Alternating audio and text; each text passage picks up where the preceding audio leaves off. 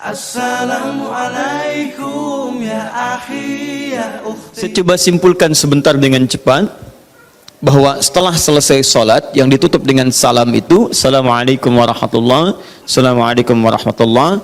Kata Al-Quran, jangan terburu-buru untuk beraktivitas yang lain sebelum Anda menyempurnakan satu amalan yang amalan ini begitu dahsyat dalam pandangan Allah Subhanahu wa Ta'ala. Amalannya disebut dengan zikir. Di tulisan kami sudah disebutkan rincian amalan plus dengan dalil-dalilnya. Ya. Saya persingkat. Tema kita adalah tentang amalan pasca salat. Di bagian kedua ini. Baik. Ini tema kita. Kemudian amalan besarnya adalah zikir.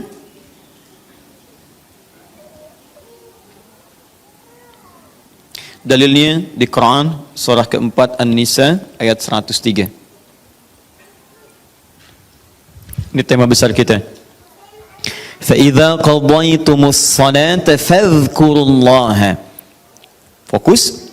Maka jika Anda telah tuntas mengerjakan salat, segeralah berzikir kepada Allah Subhanahu wa Ta'ala. Ingat, amalan pasca salat yang diutamakan apa? Zikir. Saya mau tunjukkan pada Anda satu hal yang sangat mendesak. Kenapa amalan ini begitu sangat ditekankan oleh Al-Quran?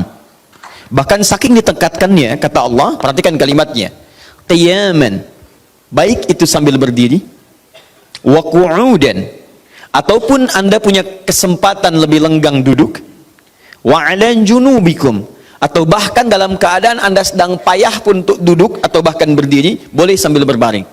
Perhatikan, saking pentingnya amalan zikir ini, itu Al-Quran seakan menghadirkan semua situasi untuk menggunakan amalan ini. Ya, bukan tidak ingin menoleransi, tapi ada sesuatu yang penting di sini. Saking pentingnya seakan-akan kalau dalam bahasa yang lain, tolong jangan tinggalkan ini. Ya, kalau Anda memang buru-buru, harus langsung bangkit pasca sholat. Ada yang bahkan setelah salam subuh, Assalamualaikum, Assalamualaikum, saya harus kejar ke tempat pekerjaan, langsung mau berangkat. Nah, terburu-burunya Anda untuk mengejar pekerjaan itu tidak menghalangi Anda untuk berzikir. Kalau bisa sambil jalan pun zikir aja, ayo lakukan, kerjakan amalannya. Kalau Anda senggang, duduk dengan tenang, lakukan. Kalau amalan ini tidak penting, mustahil Anda diminta untuk mengerjakannya, sekalipun dalam pekerjaan yang sifatnya darurat Anda mesti lakukan. Paham sampai sini? Baik. Nah, nanti kita akan lihat apa rahasianya amalan-amalan ini, zikir ini. Kemudian kita nanti akan urutkan seperti pertemuan lalu telah saya turunkan beberapa bagian-bagiannya. Nanti kita akan gali apa esensi dan rahasia di balik kalimat-kalimat zikir yang kita sampaikan itu. Baik, saya percepat. Zikir seperti pertemuan lalu adalah setiap aktivitas yang mampu mengingatkan dan mendekatkan kita dengan Allah Subhanahu wa Ta'ala. Jadi ada dua nih. Satu ingat, kedua dekat. Awas, ini selalu menyatu, terkait berkelindan, tidak akan pernah berpisah. Di orang yang ingat Allah pasti memiliki kedekatan dengan Allah. Jelas ya? Baik, jadi kalau cuma ingat tidak membuat dia dekat, ini bermasalah. Ketika seseorang ingat pada Allah, hubungannya menjadi dekat dengan Allah. Ketika menjadi dekat, maka dia akan dipelihara oleh Allah Subhanahu wa Ta'ala. Dipelihara dari maksiat dan segala yang menyulitkan dia dalam kehidupannya. Makanya mustahil ada orang berzikir tapi berbuat maksiat kepada Allah. Apa nih? Mereknya Akhir TV. Jangan, itu bir. Oh, pakai bismillah dulu lah, mungkin berkurang dosanya dikit. Enggak bisa. Jadi tidak akan bersanding taat dengan maksiat. Anda ingat Allah, mustahil berbuat maksiat. Ya, maaf, seorang karyawan yang ingat Allah tidak akan bermaksiat dalam pekerjaannya. Seorang ibu istri yang ingat Allah tidak akan bermaksiat dalam rumah tangganya. Seorang anak yang ingat Allah tidak akan pernah bermaksiat dalam kehidupannya. Maka dari itu, nanti kita akan lihat puncak zikir, apakah hanya dalam pasca sholat saja atau dalam aktivitas yang lainnya. Maka yang pertama, ini akan membantu mengingatkan dia kepada Allah. Yang kedua, membuat hubungannya dekat dengan Allah Subhanahu wa Ta'ala. Nah, amalan ini ada setidaknya 6-7 amalan. Hari ini saya janjikan untuk mengurutkan amalan-amalan ini. Ya, saya ingin tes dulu apakah Bapak Ibu masih ingat atau tidak. Satu apa? Istighfar. Istighfar. Saya tuliskan satu, istighfar. Apa dalilnya? Cepat saja, kalau tidak tahu katakan apa?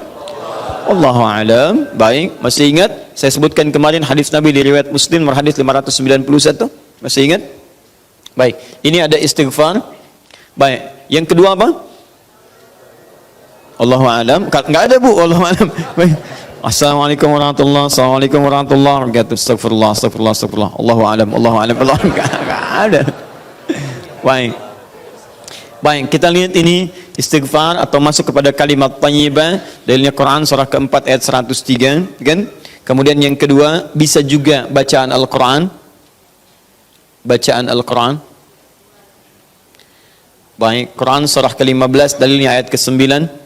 Ya inna nahnu nazzalna dzikra. Kami telah turunkan Al-Quran sebagai zikir. Jadi kalau Anda baca Al-Quran, itu Anda sedang berzikir. Kemudian bisa juga hafalan Al-Quran. Anda menghafal misalnya. Baik.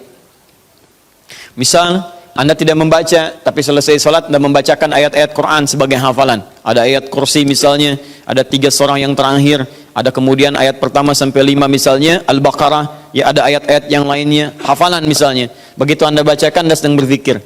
Dalilnya Quran surah ke-54, ayat 17, ayat ke-22, ayat 32, ayat ke-40. Ketika Allah menyebut para penghafal Quran, menyebutnya dengan proses berzikir. Walaqad yassarnal Qur'ana lidzikri. Kami telah mudahkan Al-Quran sebagai zikir. Ya, hafalan di sini zikir. Untuk dihafal, untuk berzikir. Jadi kalau Anda pasca sholat kemudian membaca ayat-ayat Quran dalam hafalan bukan menggunakan mushaf, maka Anda sedang berzikir kepada Allah Subhanahu wa taala. Dan nilainya 4 kali lebih banyak dibandingkan dengan yang membaca. Ya. Nah.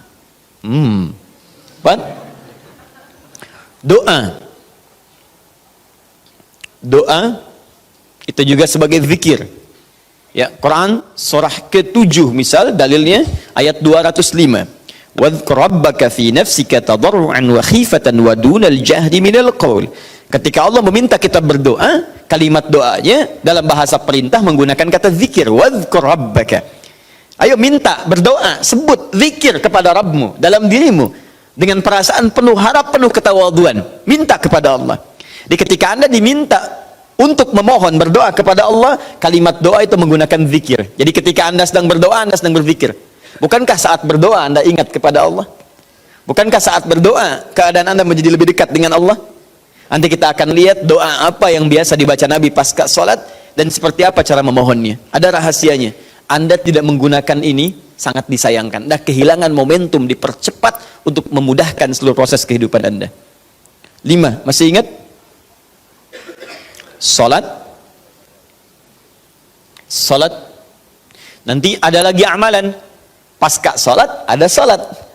Di begitu selesai, Assalamualaikum, Assalamualaikum. Kapan kemudian ini kita mesti tunaikan salat yang ini?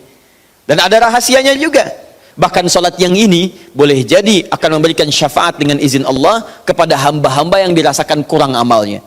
Karena ketika amalan-amalan fardu tidak bisa menolong Anda dari proyek akhirat yang telah Anda cita-citakan untuk masuk surga itu, maka yang akan dicari pertama kali diantaranya adalah amalan yang ini. Maka Anda ketinggalan dari itu yang bisa membuat situasi tegang saat di akhirat. Hati-hati, Anda ketinggalan handphone, perasaan luar biasa sedihnya.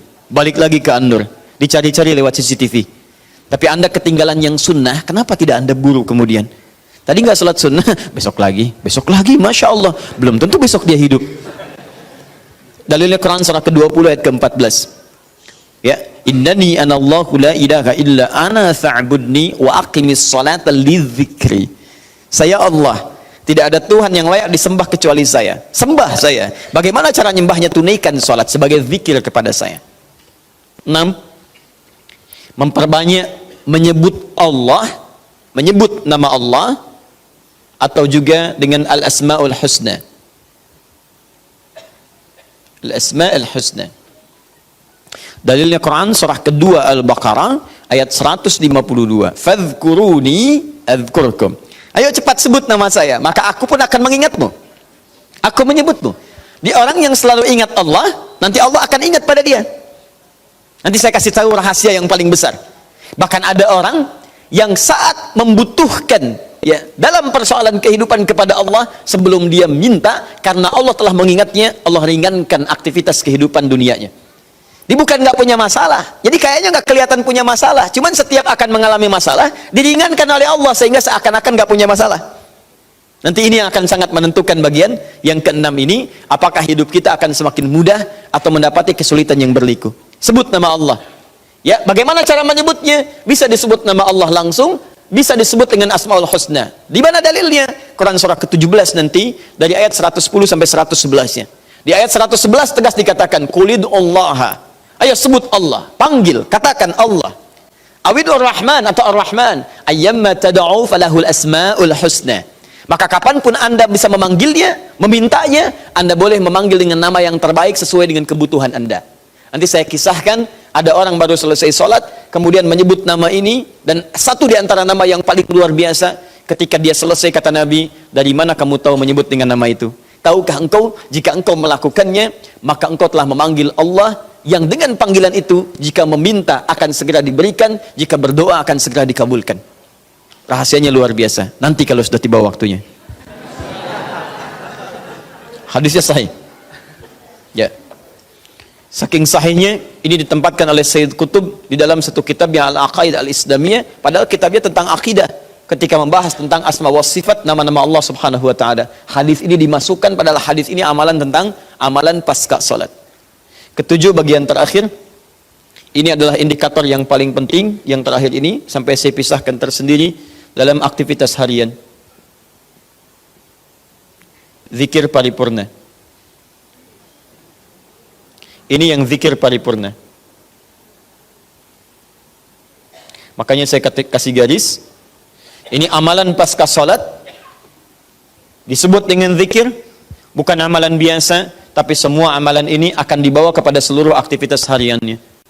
Bukankah pasca sholat ada yang jalan, pasca sholat ada yang kerja, pasca sholat ada yang makan, pasca sholat bahkan ada yang masak, pasca sholat ada yang bicara? Maka orang yang pasca sholat zikirnya itu benar latihan zikirnya, maka makannya adalah makan dengan berzikir kepada Allah, bicaranya zikir kepada Allah, jalannya zikir kepada Allah Subhanahu wa ta'ala. Nanti saya turunkan ayat-ayatnya, bagaimana orang berjalan sambil zikir, bagaimana orang kemudian makan zikir, bagaimana orang bicara zikir.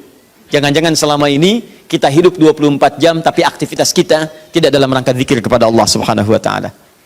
Nah, dalilnya Quran surah ketiga Ali Imran ayat 190 sampai 191. Inna fi khalqis samawati wal ardi wa ikhtilafil laili wan nahari la ayatin liulil. Siapa ulul albab itu? Ayat selanjutnya, alladzina yadhkurunallaha. Mereka itu orang-orang yang senantiasa zikir pada Allah Subhanahu wa taala. Qiyaman, dalam keadaan dia berdiri, wa qu'udan, ataupun dia duduk, wa 'ala junubihim, atau bahkan sedang tidurnya. Tidurnya disebut sebagai zikir, berdirinya disebut sebagai zikir, duduknya disebut sebagai zikir. Dan ahli zikir ini adalah orang-orang yang akan dimuliakan bahkan oleh Allah ketika kembali ke akhirat nanti, dan dipuji-puji oleh Allah Subhanahu wa taala. Assalamualaikum ya akhi ya ukhti.